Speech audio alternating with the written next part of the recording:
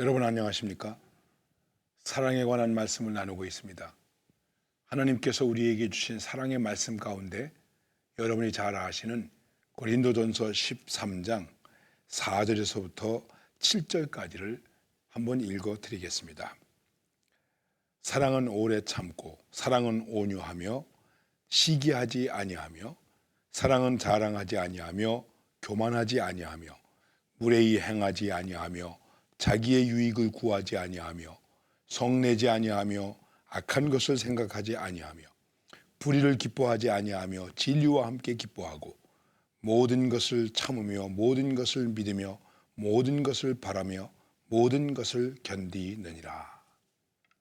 우리는 이 말씀을 잘 알고 있습니다. 사랑은 언제나 오래 참고 하는 노래도 있습니다. 최성욱 목사님께서 부르신 찬양인데 많은 사람들이 정말 애창하는 그러한 찬양이며 일반인들도 좋아하는 노래라고 말씀드릴 수 있습니다. 제가 오래전에 심양에 갔을 때에 북한 식당회를 갔습니다. 우연히 그 사람들과 함께 대화하는 시간이 있게 되었는데 저와 함께 같이 갔던 사람이 기타를 치는 사람이었습니다.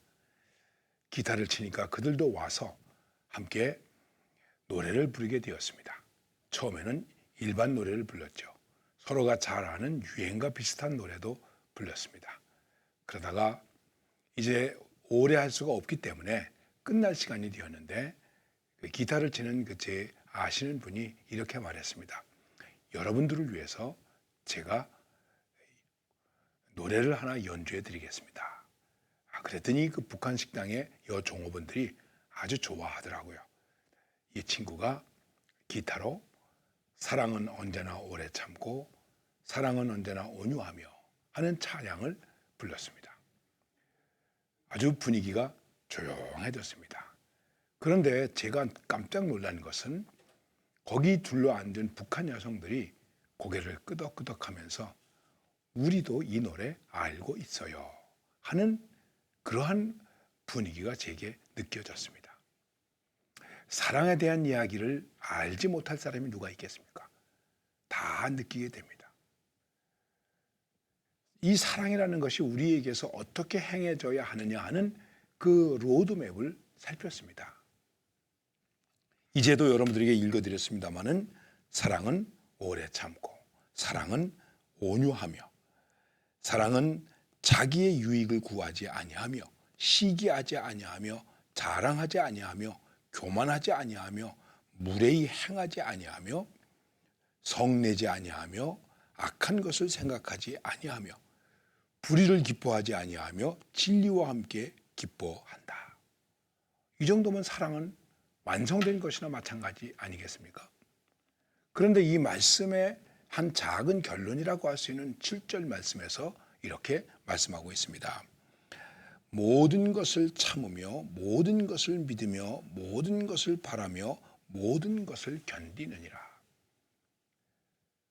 오래 참고 온유하고 성내지 아니하고 자기의 유익을 구하지 아니하고, 자, 이러한 것들을 우리가 사랑으로 행하는 사랑의 로드맵 가운데 하나라고 말씀을 드렸습니다.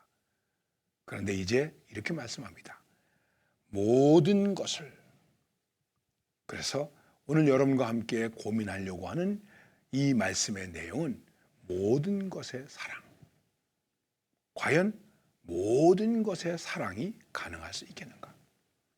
또 나중에 여러분들과 함께 말씀을 나눌 기회가 있겠습니다마는 어떤 부분적이거나 특정인 것이나 그런 게 아니고 모든 것의 사랑이 가능할 수 있을까? 주님께서 이런 말씀하셨습니다. 사람을 외모로 판단하지 마라. 요즘 미국에서 굉장한 이슈가 되고 많은 사람들이 이것 때문에 죽고 있습니다. 그게 무엇입니까? 인종차별. 우리가 어떤 큰 희생적인 사랑을 하지 못한다고 할지라도 우리 가운데 어떤 차별이 있다면 우리는 모든 것에서 실패하는 것입니다. 과연 이게 우리에게서 가능합니까? 저도 교사를 좀 해봤습니다. 물론 주일학교 교사는 많이 했습니다. 그런데 모든 학생들을 사랑해야죠. 한번 솔직하게 생각해 보십시다. 그래도 예쁘고 사람들이 생각할 때 예쁘고 똑똑하고 성경 말씀도 잘 외우고 이런 아이를 우리가 더 사랑할 수 있지 않겠습니까? 어떻게 생각하면 이것이 인지상정이라고 말할 수 있을 것입니다.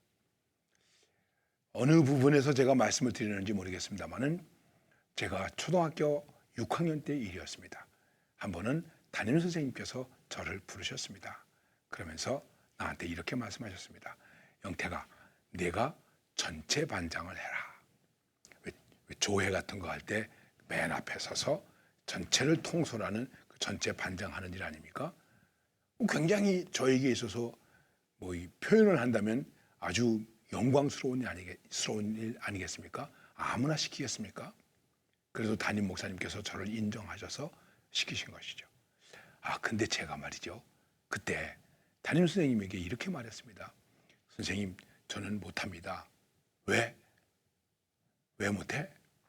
선생님, 저희 집은 가난합니다. 저는 옷도 좋은 옷을 입지 못합니다. 옷도 이렇게 뭐 표현을 하자면 좀 꾀재재한 옷을 입고 다닙니다.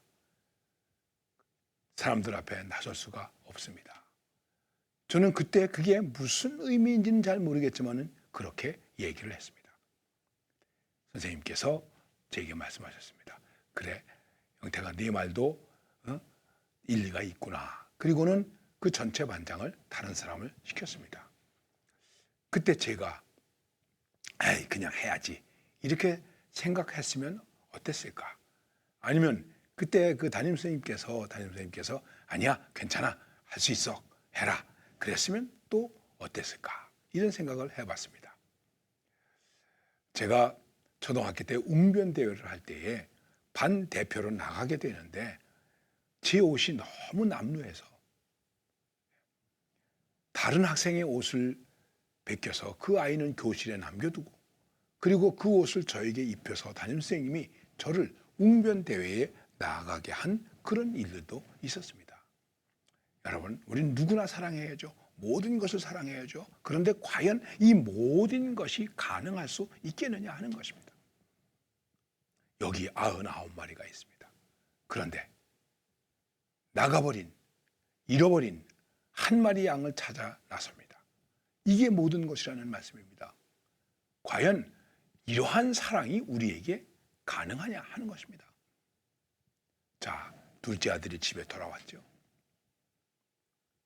그런데 큰아들은 동생을 원망하죠. 야단하죠. 저런 놈을 사랑하느냐고. 그런데 아버지는 뭐라고 말합니까? 잃어버렸다 찾은 것이다. 죽었다가 살아나는 것이다. 이게 얼마나 기쁜 일이냐. 강한 자를 사랑하기 쉽습니다. 강한 자에게 아부하기도 쉽습니다. 강한 자에게 무엇을 갖다 주기도 쉽습니다. 그런데 약한 자에게 할 수 있습니까? 모든 것의 사랑이 과연 우리들의 삶 속에서 가능할 수 있을까? 아무리 생각을 해도 불가능한 것 같습니다. 저도 목사이지만 불가능하다고 생각합니다. 그러면 당신은 지금까지 살아오면서 또 더군다나 목사로 살아오면서 교인들을 차별해서 차별하지 않으려고 많이 애를 썼습니다.